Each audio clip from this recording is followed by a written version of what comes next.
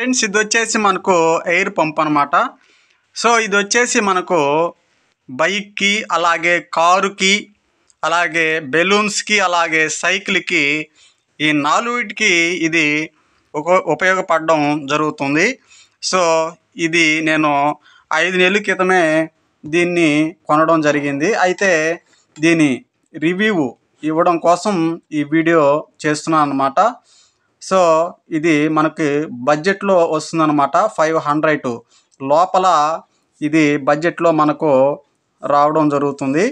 ఇక ఈ తక్కువ బడ్జెట్లో మనకు ఒక సందేహం అయితే ఉంటుంది. మెయిన్గా చూసుకున్నట్లయితే ఈ ఎయిర్ మీటర్ ఏదైతే ఉందో, ఈ ఎయిర్ మీటర్ అనేది మనకు పనిచేస్తుందో లేదో అనేది ఖచ్చితంగా అయితే నాకైతే సందేహం అయితే ఉండడం జరిగింది. సో ఈ ఎయిర్ మీటర్ కూడా దీనికి ఇంత తక్కువ బడ్జెట్లో పనిచేయడం జరుగుతుంది.